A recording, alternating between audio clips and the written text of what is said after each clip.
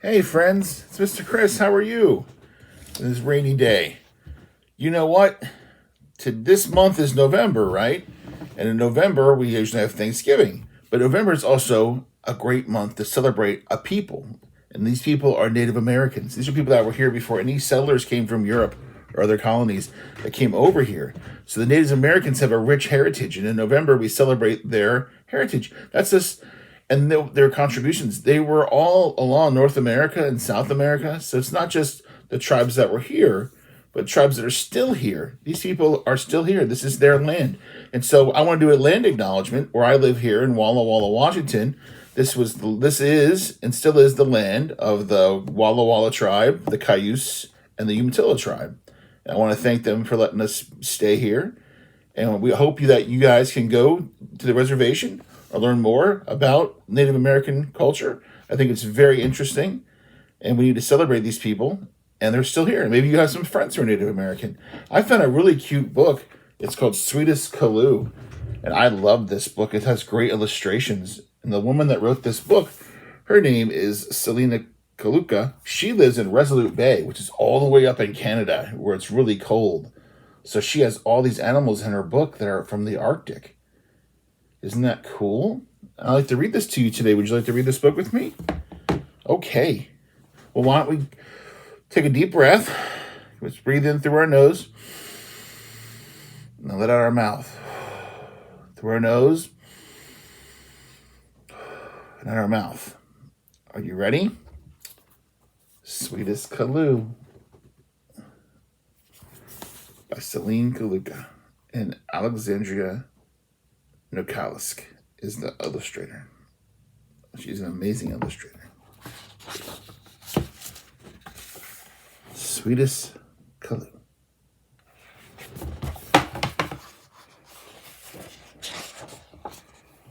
Sweetest Kalu. On the day you were born, all the Arctic summer was there to greet you. Smiling sun shone so bright and stayed through the night, giving you blankets and ribbons of warm light. Look at that little sweet Kalu. He was born in the summer, in the Arctic summer, where the sun stays up for a long time. Melodies of wind arrived, sharing stories of how the weather forms and telling you to always listen closely. Wise Wind had learned your name, charming Kalu, and invited the world to meet you.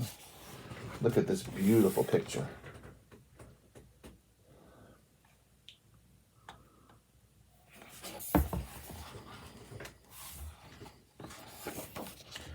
You had many wondrous and grand visitors. They shared thoughts, feelings, and best wishes with you, darling Kalu. Look. What is that? Is that a polar bear?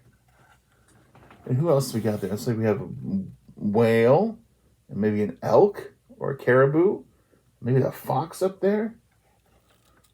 Look at that sweet little Kalu.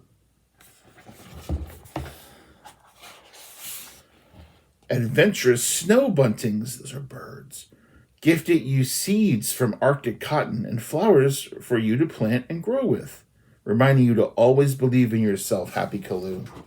Look at the birds, the buntings bringing him flowers and cotton, and for him to always believe in himself, right?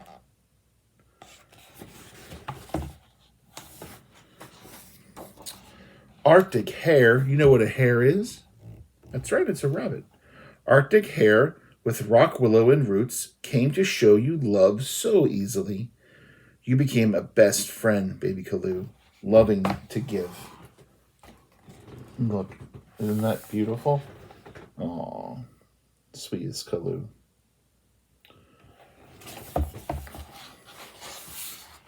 Fox, so thoughtful and swift, came to tell you to get out of bed as soon as you wake and to help anyone who might need help along your way, admired Kalu. Look at Arctic fox. He's a white fox because of the snow. Get up and start your day, Kalu, right? Help others. Thinking of you, Arctic char's a fish, enjoyed reflections in water so sea green and gave you tenderness too beautiful and handsome Kalu. Look, there's Kalu's hand in the water. Can you see? And there's Arctic Char.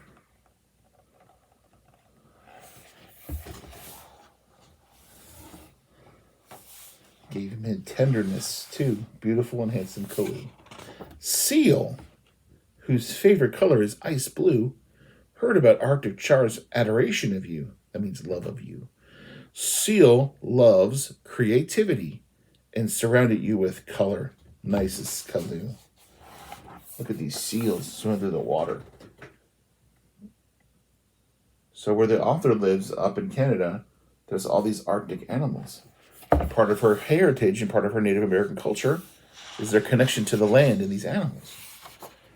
Narwhal and beluga. Do you know what narwhals are and belugas are? Let me show you. Look at how pretty that is.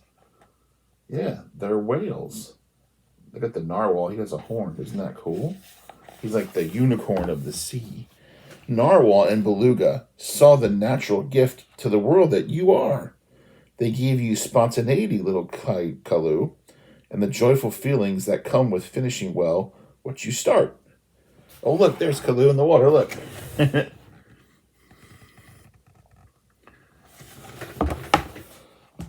So they gave him spontaneity and joyful feelings that come with finishing what you start. Like when you start to do something, you should finish what you're doing, right? Musk ox. Look at musk ox. There's a little Kalu. Sweetest Kalu. Musk ox shared heritage and empowerment with you, magnificent Kalu, showing you how to protect what you believe in. That's important. Caribou. You guys know what caribou is? There's caribou. Kind of like a reindeer, right? That's what we usually think of them as. But maybe some of you have been to Alaska. Yeah? And maybe you've been up north and seen caribou. Or maybe seen them at the zoo. Caribou chose patience for you, cutest Kalu. He gave you the ability to look to the stars so that you will always know where you are and may gently lead the way. Look at him snuggled up. So these animals are guides to sweet Kalu, right? Oh, here's one I think you'll like. Polar bear, with powerful instinct, taught you to always treat animals with respect and to never scold them. That means hurt them. Polar bear made an offering of gentleness, making you a modest and kind Kalu. Look at that. Isn't that cute? We need to be kind to animals, right? We don't want to hit them or hurt them. That's right. Polar bear brought him kindness and modesty and gentleness. The beautiful land gave you a practical foundation to balance and build upon. Never be lazy, beloved Kalu, because your land is a place of bright ideas. Look at that. He's all wrapped up in the grass. Have you ever laid in the grass? Yeah. How nice. What a beautiful day.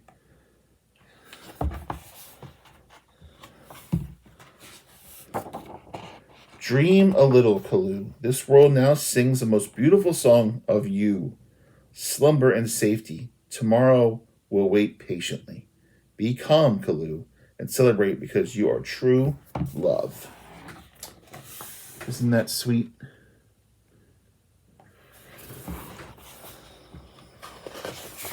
Look, there's the baby polar bear too. Isn't that a nice book?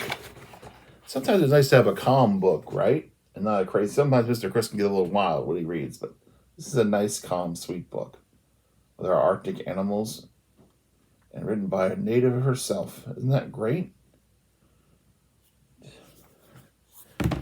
I also read this because my little sister, had her third baby today. Her third son was born today. I'm very excited about that. So I want to dedicate that to my new nephew, Hayden. Sweetest Kalu. Okay, I have another book too. It's a fun book called Fry Bread. It's a Native American story. Have you ever had fry bread? You might have something like fry bread. But let's read this book. Now, the author of this book is Kevin Noble Mellon. And then he is of the Seminole Nation. And the Seminole Nation is down in the southeast where I'm from. And I've been to some Seminole tribe places in Georgia and Florida. and they're in Oklahoma as well, along with the Cherokee as well. And then the illustrator of this book is Juana Martinez Neal, and she is from Lima, Peru, which is in South America, and there are native tribes in South America as well, all throughout the Americas. So we want to celebrate them with this great story called Fry Bread, which I think is a lot of fun. And you know how Mr. Chris likes to read about food, right? You're like, yes, Mr. Chris, we know. Fry Bread, a Native American story.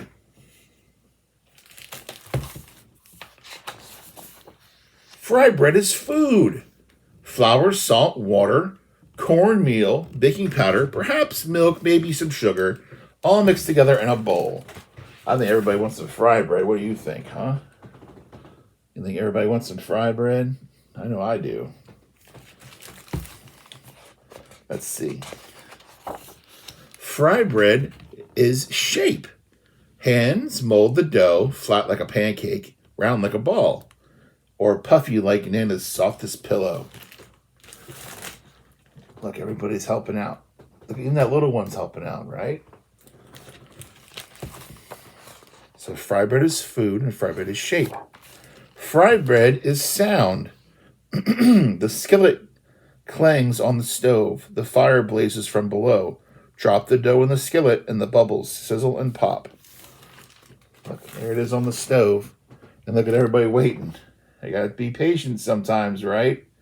There's more fry bread to put in the frying pan, right? To fry it up. Maybe your family has a special thing they make, huh? Fry bread is color. Gold, brown, tan, or yellow. Deep like coffee, sienna, or earth. Light like snow. And cream. Warm like rays of sun. Look, everyone's enjoying their fry bread. See that? So fry bread is color too. And with shape and its food, and its sound. Fry bread is flavor. See beans or soup. Smell tacos, cheese, and vegetables. Delight in honey and jam. Rise to discover what brings us together. Do you like cooking in the kitchen? With mom or grandmom or dad or grandpa or anybody, one of your grown-ups? Cooking in the kitchen, it brings us all together. Kind of like Thanksgiving too, right? We celebrate each other, celebrate who we're thankful for. But this fry bread is about a lot of stuff. Fry bread is time. On weekdays and holidays, supper or dinner, powwows and festivals, moments together with family and friends. Isn't that nice? Everybody's together and they're all enjoying the fry bread. Yeah. I really like that little baby on the cover. I think he's cute. Being together is important. Fry bread is art. Do you like art? Yeah, do you make art sometimes with art? This says fry bread is art. A sculpture, landscape, portrait, our daily craft. Shared from teacher to student, a cycle of heritage and fortune. So maybe you have an elder, like a grandparent, or someone that you know that's old, or maybe a parent that teaches you stuff. So this is part of your heritage. It's part of your culture. And fry bread is art because you put your heart into it. Heart and art, right? They rhyme. That's right. Fry bread is history. The long walk, the stolen land, strangers in our world. With unknown food, we make new recipes from what we had. So look, they're telling their stories. The elders are telling stories to the young ones to let them know what happened in the past, right? And we learn from the past so that we can move forward, right? Fry bread is place. How is that, Mr. Chris? See Alaska and Kansas all the way to Maine, from down to Delaware, onto Georgia, over to Oklahoma, Colorado, California, cities and lands we call home, right? From all over the continent, right?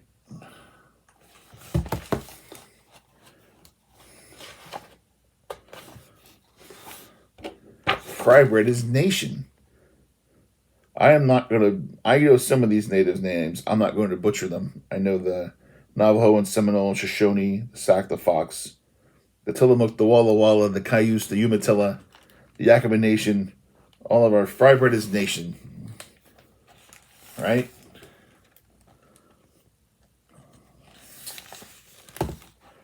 These are tribes that were here long before we were. And then we'll be here long after we're gone, guys. Fry bread is everything. Round, flat, large, small, north, south, east, and west. Brown, yellow, black, and white. Familiar and foreign, old and new, we come together. Look at that pretty night sky. Doesn't food bring us together sometimes? Like we're gonna have our Thanksgiving feast soon. But food brings everyone together. Fry bread is us. We are still here. Elder and young, friend and neighbor. See? Fry bread is us. Everyone's there. Old and new. It brings us together.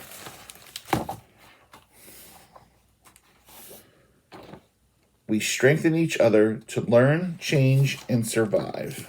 Oh, she's helping him get up on that counter. Look. He's like, get him some fry bread, right? Look at that cat. We strengthen each other, right? To learn, change, and survive. Fry bread is you.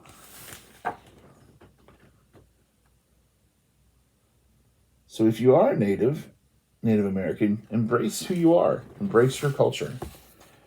And for those of us that aren't Native, we need to respect them and embrace their culture as well and be part of it.